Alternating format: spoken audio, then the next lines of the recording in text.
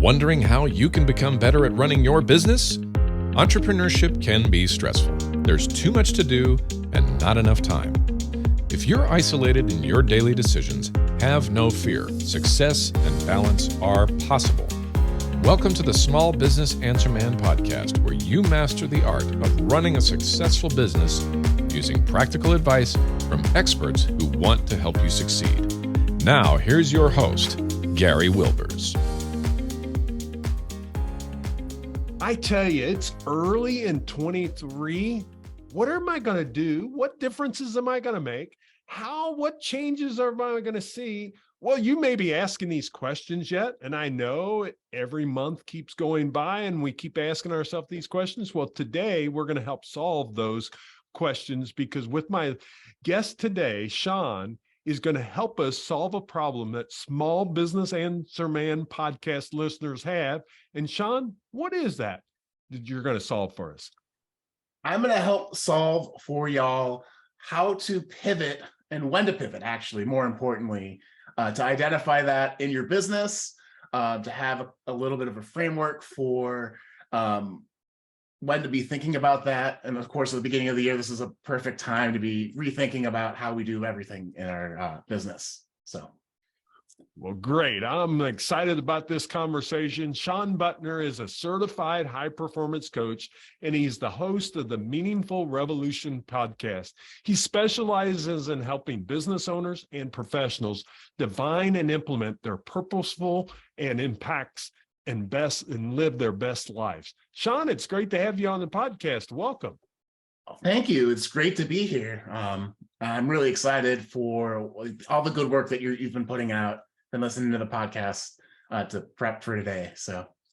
Well, thanks for joining me. And I tell you, we're both certified high performance coaches. That's how we got connected. So I always let people know sometimes on the podcast, it's amazing those connections you make. They come back to you. Shawn and I connected a few years ago. And then just recently, last November, we saw each other at a conference, or December, I guess it was in December, and we reconnected. And I was able to be on his podcast, and now he's on my podcast. But I think the big thing I want to start out with, because as you and I were talking again and kind of reconnecting, you shared with me how you used to be a software engineer. And I'm curious, from your software engineering side to now to be a certified high performance coach and a business owner yourself, how did that pivot? How did you learn from that pivot? And what happened in that transaction to make that happen? That's a great question. So it's funny. So my training is actually in business. So I have 2 degrees. That's what I studied. I had this passion for computers. And I was able to turn that into my first corporate gig, working for Walmart ISD. And, so that's a bit of a pivot there, where I knew that I wanted to work in technology, had that opportunity, and was able to take it because of hobbies or whatever. But so doing the software engineering thing, and what you realize is that, like, I started that it's probably about 15 years ago now. That would have been 15 years ago when I started my career. The technology landscape has completely changed. And so one of the best skills I learned as a software engineer is you need to adapt on the fly. And you need to know when to do the new shiny new thing, or when to stick with the thing that you know that works. And so as I progressed in my career, I really loved the mentoring part. I wanted to go into leadership, and I'm like, you know what? I should have some extra skills that'll, 1, help me stand out as a leader, but 2, really help me, coach the team forward. And do that conflict resolution stuff. And so that's why I got certified as a high performance coach. And then I picked up that this is the work this is my life's work. This is what I really want to do. And so I made that transition to coaching full time and getting out of tech. So that's like the high level of the journey. But to your question, what did I learn through it? It's that you have to, that transition from corporate America to business took me about 2.5 years of talking myself into it, trying to plan contingencies and be okay with the risk of starting a business. I'm sure a lot of your listeners understand that feeling and anxiety as you're jumping into something new. And I wish I would have pivoted earlier, right? It really kind of delayed learning. I kind of, at the end of my tech career, had lost that like the joy that came with the career,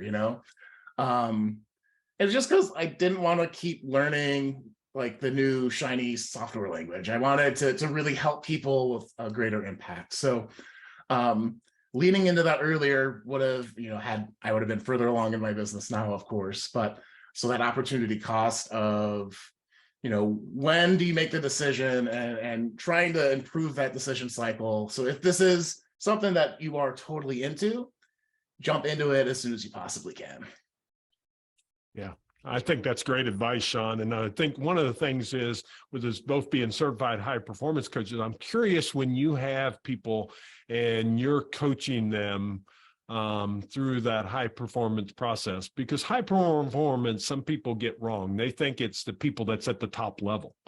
And the problem is, even the people at the top level have another level they want to go to. So it's about sustained, consistent, about increasing all the time. We always hit these ceiling of complexities. And business owners, it's early in 2023. They may have just came off this fantastic 2022. Mm-hmm. And now they're a little bit in that method of, well, how do we pivot and keep this thing going? Because, man, that was the biggest year we've ever had. So what have you seen from your clients, and from your advice would you give people that when you've got to be able to pivot to be able to continue that up? And really what we're talking about is pivot to get to your next level of performance. What would you share with them on that? Well, the very first thing I think, especially since we're at the beginning of the year again, like this is the time for, I like to call them New Year's revolutions. I use that word a lot in my business, but what's that big idea, re-engaging that big idea and that big vision you have for your future and getting crystal clear on that. So like, you could be someone that, had a really, stellar 2022. Get clear on what is that next level for you? What would that mean? Because sometimes we speak in very abstract words and having it a little bit more concrete. So it could be like, oh, I double revenue, I double the impact of the mission, I double, it could be something like that. When you have that clear vision for yourself, the second question I always, am asking myself and my clients is like, what really did work last year?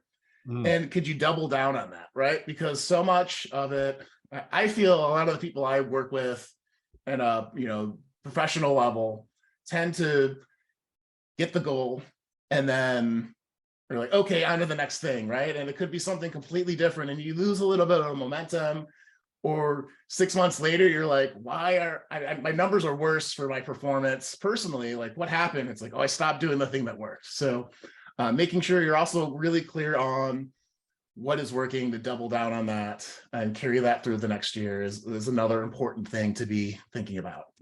Yeah, I think that's so important. I love what you talk about with that clear vision, because what happens a lot of times is you've had that success and the challenge is you don't really re-envision what you want the next year to be. And then you wonder why 2 or 3 months down the road, the team's a little bit, because a lot of people have team employees and stuff. And even yourself, you're kind of just going through the motions. And I think that's really a challenge. And that's one thing I loved about high performance is it's about always leveling up. We always can improve. If you think you're at a 9, then, let's get to the 9.5, but the thing is you have to continue to work on it and continue to do it. So as we look at it, and as you've seen these changes for yourself, and I think it's good for us to talk about that, is what are some of the things that you see when you left your positions and you've decided to get into the business world? What was some of those things that you would say are challenges? And then, the exciting part is now that you're kind of living your vision, right? Yeah. So yeah, that's a great question. jumping into entrepreneurship, like I think everyone struggles with this. You think it's going to be easier or it's going to go smoother than it does. Oh, And yes. eventually, like, life happens. So I left. So my last job was at Apple Corporate as a software engineer. And I left in April of 2019, got married. Things were going really great coming into 2020, had a couple of clients, and then the world shut down, right?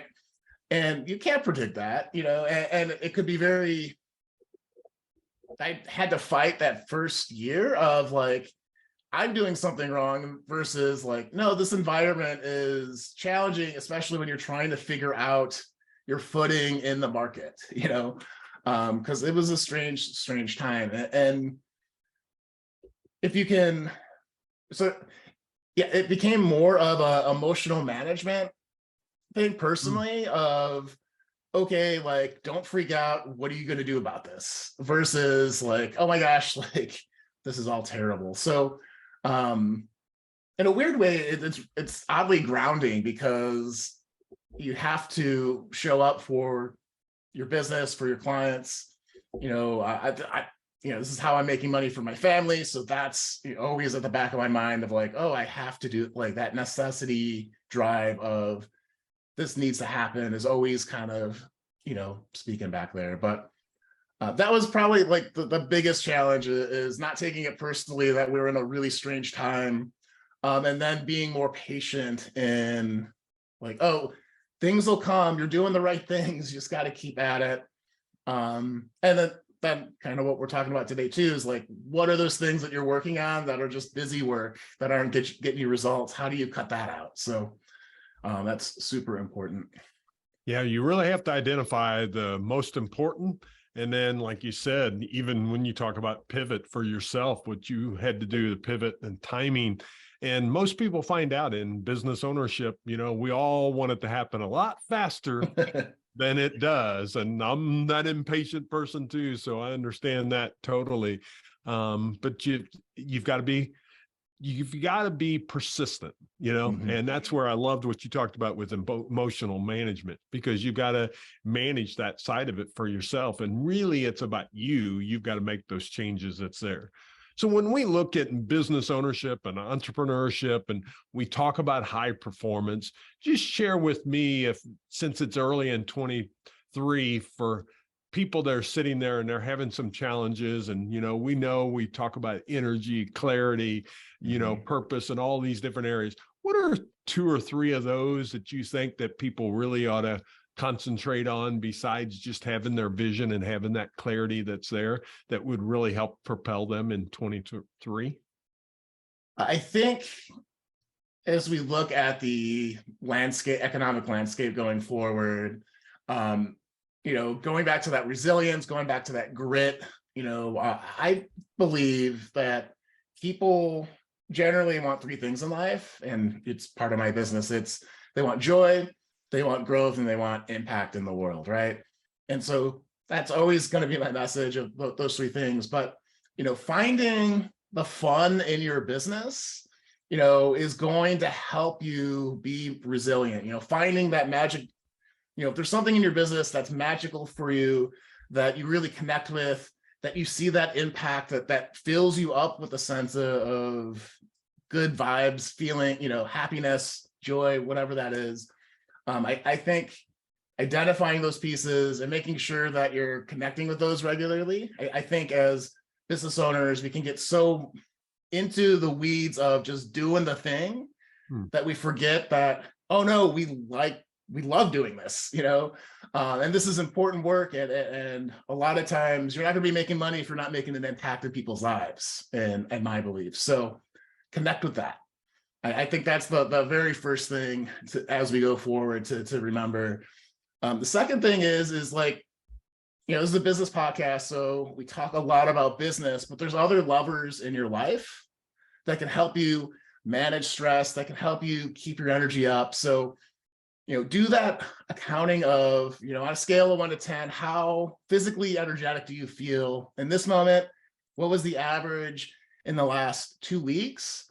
And if it's not at least a 7, I mean, whatever number you have, like as a high performance coach, I'm going to say, what would it take to bump it up a couple levels? And if you're like, I'm a 10, like there's a new next level for you too. So you're not off the hook there. But what is that next level of health? What is that next level of relationships? What's that next level of lifestyle? And really key into like leveraging your physicality or your health to help you, keep at it every day, doing the things that you need to do and the things that you love to do.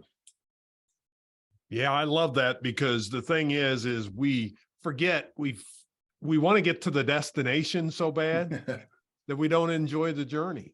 In my first business, I said that I worried too much about the destination. And then when I got there, it was kind of like, I didn't get to really take advantage of the journey that I went through that time. And now when I look back on it, of course, it's easy to say now, but he's telling you, enjoy it as you're going through it, even the struggles, because you learn from the struggles. We've got to be realistic going into this year.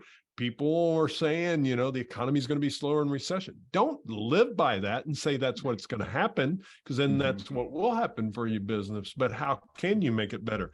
But then what are you doing physically, and energetically to grow yourself and your own team that's there? Shawn, there's a lot that we could talk about, but I think, that high performance becomes something that connects us. And I think it's so important for business owners and entrepreneurs. So when you think about high performance for yourself, I'm going to put you on the spot here, if you don't mind, is, you talked about a little bit of that clarity. What do you want that to be for your business this year? Okay, this is a great question, and I put a lot of work into it.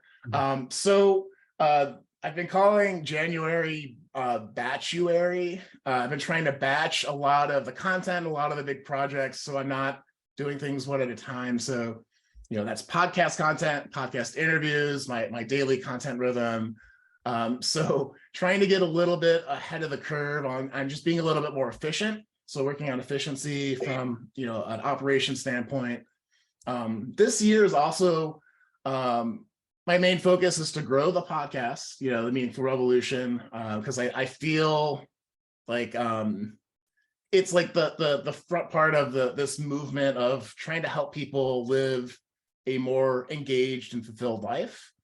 And so that entails in the business, working on building the community and really doubling down on that aspect of highlighting people, really encouraging people that are trying to make that, dramatic transformation or have that purposeful impact in their lives more. So. Well, and if you haven't heard the term before, because Shawn used batching, and I've used that some too. We do it some in podcasting because, of course, it's hard to just jump on a podcast the week it comes up, because what you find out, if you put out a weekly podcast, it comes up really quick. Yeah. And you got to have some ahead.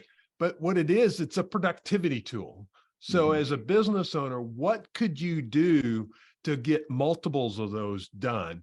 What in your business can you do instead of doing one at a time? If it's an article that you write or a blog that you put out, how could you do 4 or 5 of them? It's kind of interesting. You just mentioned that.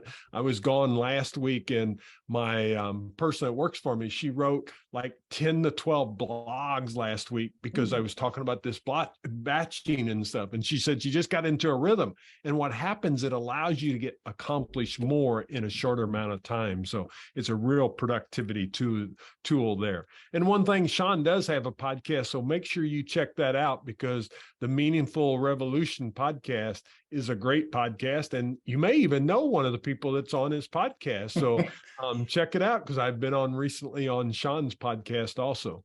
So as we start to wrap up, Shawn, I'm going to ask you one more question, and you may have shared it, but I want you to kind of think about it. What would be the business tip that you would give the listeners that's listening, knowing that a lot of them are business owners and entrepreneurs? What would be that business tip that you would share with them? I would say to have a process to evaluate when you need to pivot in your business, to know when something's working or when something needs more time, because it's the difference of having a big impact in your bottom line, or your impact in the world, or spending a lot of resources, time, money, energy on things that aren't giving you that return. What a great one. Know when to pivot, because you're doing the same thing and getting not the results you want. Maybe it's time to pivot, and know when that time is. So thank you for sharing that, Shawn.